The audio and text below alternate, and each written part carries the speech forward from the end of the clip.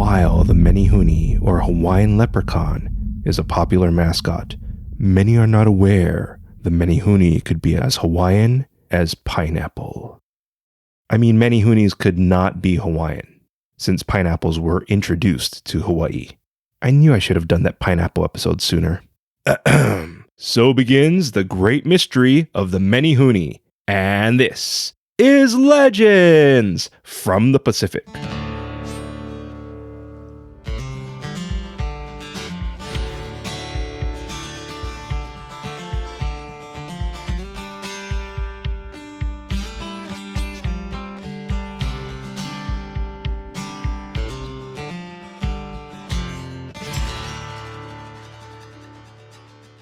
Aloha, and thank you for joining us. This is Legends from the Pacific, episode 132, Uncle Scrooge, Hobbits, and the Mystery of the Menehune. I am Kamuela Kaneshiro, a native Hawaiian professional writer, speaker, and Comic-Con panelist with extensive film and television experience. I study mythology, I've encountered unusual things, and I'm a geek. In the beginning, there was the Pacific Ocean. A canoe broke the horizon, piloted by Pele, a beautiful Polynesian maiden who dominated the waves until she felt safe to stop. The audiobook of our Legends from the Pacific Book 1 is now available, narrated by multi-award-winning voice actress Emily Wu Zeller. Emily has worked on anime, the video game Cyberpunk 2077, and over 500 audiobooks including Star Wars, The Empire Strikes Back, From a Certain Point of View. Just click the link in our show notes to purchase our Legends from the Pacific audiobook and enjoy Emily telling our stories today. Later in this episode, your featured song in Hawaiian word, but first, let me present you the evidence of if Menehune were Hawaiian. As usual, I apologize for any mispronounced names or words and appreciate your understanding. Menehune are considered Hawaiian forest spirits. They appear as humanoids who can be 6 inches to a couple feet tall. They've also been implied as forest spirits in some of our previous Hawaiian episodes, like number 119, our popular story of the Hawaiian demigod brothers, Kana and Niheu. Menehune are best known for their feats of engineering, which they complete in one night. Some of their Hawaiian landmarks include heiaus, roads, and fish ponds. Experts claim some of the rocks used in their construction weighed around 30 tons and came from miles away. One of their more famous creations is Kauai's Ale Koko fish pond, which is 900 feet long, 5 feet high, and its stones are believed to be from a village 25 miles away. It should be noted, archaeologists claim this was constructed almost 1,000 years ago, and possibly before the Hawaiians arrived. Hawaiians could call upon the Menehune for various construction jobs. However, the Menehune needed to agree to the job, and their fee was usually food. The cost of one construction is said to have been 1 shrimp for each Menehune, which, thinking about it now and considering the Menehune's size, that could have been like a lobster to them. I bet the state would have loved Menehune to finish the rail project. But not all projects were completed. You see, the Menehune are nocturnal, like the Maori's Patupaerehe, and their jobs must be completed before dawn. If not, the Menehune abandoned their project and never returned to complete it. So maybe they did work on the rail. Menehune will also abandon a project if someone sees them because intruders scare them from their work. Also, some feel the Menehune's craftsmanship was unlike that of Hawaiians during this time, but I'll get more into this later. Menehunes can also be mischievous, and when something is missing or out of place, us locals will sometimes say Menehunes are playing tricks on us. So where did Menehune come from? That's an interesting question with many answers. Some believe they were supernatural. Others believe they were supernatural beings who first settled in Hawaii and Hawaiians are descended from them. Other theories include the Menehune were humans who settled in Hawaii before Hawaiians. Specifically, the species known as Homo florensis, or Flores man, which inhabited the Flores Island of Indonesia around 50,000 years ago. This species was discovered around 2003 and was nicknamed Hobbits because they were a few feet tall. So it's possible they could have made their way throughout the Pacific, because many cultures have their stories of hobbit-like beings. Staying along the lines of migration, the word Menehune is close to the Tahitian word Manahune. Menehune used to be something Tahitians were proud to identify as until they were defeated by tribes from French Polynesia. Then Menehune became something that loosely translates to the socially low class. So these Tahitians who were proud of who they were could have migrated to Hawaii looking for a fresh start. Then, of course, there's the theory that Menehunes could have been a Western fabrication. As stated earlier, while Hawaiians had stoneworking knowledge, the Menehune craftsmanship was different, which caused several Westerners to claim they were constructed by fairies, because to them, such marvels could not have been made by Hawaiians. So, these Westerners made up the Menehune. Now, before you say, how dare they, Menehune exist, one glaring fact is before 1861, there were no records of Menehune. Let's pause here. I'd just like you to consider this. Now, there's Captain James Cook, looking for the Northwest Passage. He landed in Hawaii on 1778. That's almost 100 years between that and 1861. So I'm willing to give you a good 50 years worth of journals and recordings from captains, sailors, missionaries, and merchants who came to Hawaii. Yet none of them recorded any mention of Menehune. Sure, there are records of mischievous Hawaiian spirits, but their names and appearances were different from Menehune. It should also be noted, Menehune does not have a direct meaning or translation.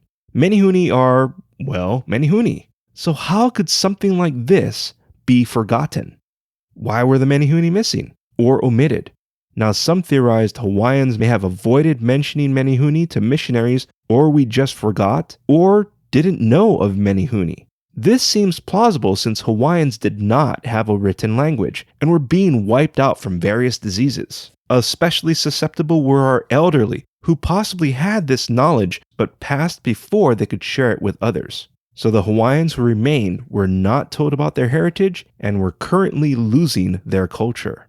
Anywho, magazines and newspapers printed Menehune stories around 1861. Why would they publish fairy tale stuff? Well, in the late 1830s, the author Hans Christian Andersen was sort of like the J.K. Rowling at the time, just Danish and male instead of British and female, and fairy tales instead of wizards and magic.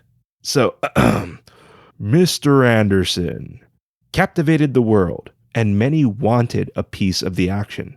Some of those who may have used Hawaii to cash in on the latest literary trend was Abraham Fornander, who jumped ship for Hawaii. Jumped ship. That's such a funny term. Another was scholar Thomas Thurum. 1861 is also when the American Civil War occurred.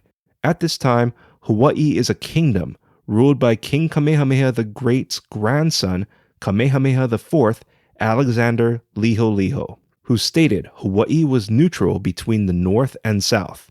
So it's possible Thomas Thurum, who called himself the father of the Menehune, embraced the opportunity to write stories about Hawaiian industrial elves to provide an entertaining escape from the foreign brother against brother war waged in distant lands. Thurum provided the world with most of what we know of Menehune, while scholar William DeWitt Alexander is credited to giving the Menehune their magic abilities, like turning people and other Menehune into stone. Menehune also turn invisible, then throw rocks at intruders who are near their land. I'm not sure who published this last part, but it was probably William DeWitt Alexander. One of the interesting Menehune stories took place on Kauai. The Menehune were enjoying swimming and diving off the cliffs when a shark almost ate one. They decided to get even with the shark and constructed a cage. They added bait and lowered the cage into the water. They caught the shark, hoisted it from the water, and left it for the birds to eat. The area this took place at was Aliomanu Beach, or Shark Oil Beach, which is still frequented today. While this is a great story, it's highly possible it was crafted by a Western author. Now, is this good or bad? I'll leave that for you to decide.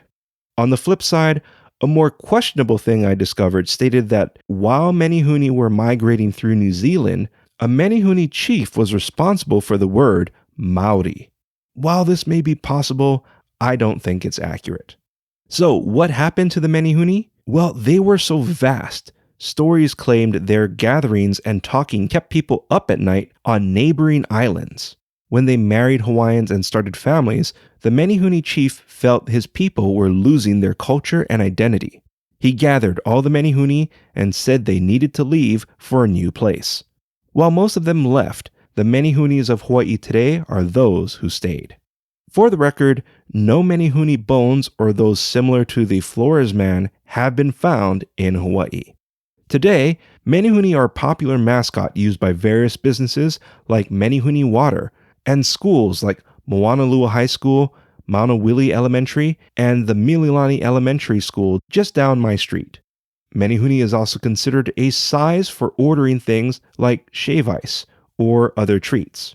The Menehune size is usually a sample size or smaller than a keiki or children-sized portion.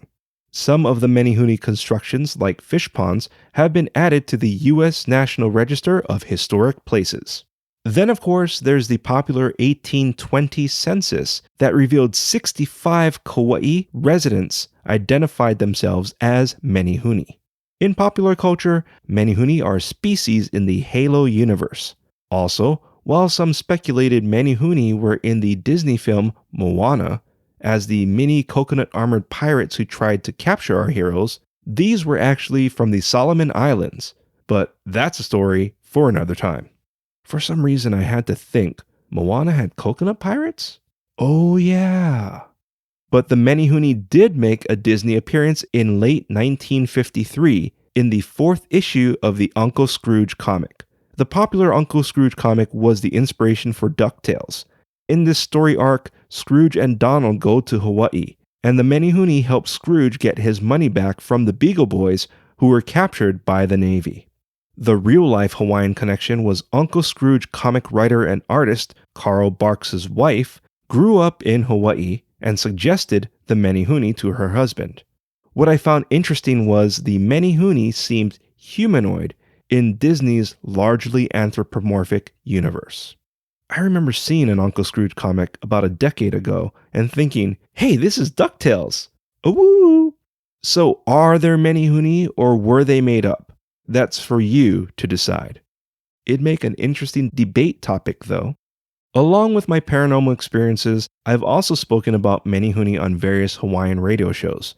During my investigations, I don't think I encountered them. There was a location where rocks fly at you if you look away from them. While this may have been a haunted location, this is the closest I've gotten to encountering Menehune, aside from visiting the various Menehune constructions like fish ponds and such. For the record, I do believe Menehune exist, and consider them whenever I encounter rare haunted Hawaiian places containing something that's pre-Hawaiian contact. If you like what you heard, please give us a rating and write a review. Our future listeners and I would greatly appreciate it. As always, a big mahalo nui loa to our Patreon members: Christopher, Meg, Jessica Bullock, Edward Pue'o Henke, Felisa H., the Makuli Guy, and of course, Ren Shepherd. Your support keeps our show going. If you'd like to support our show, please click the link in our show notes and become a Legends from the Pacific Patreon member to enjoy an exclusive monthly Hawaiian story and other nifty benefits. Your rewards are waiting for you, so become a Legends from the Pacific Patreon member today.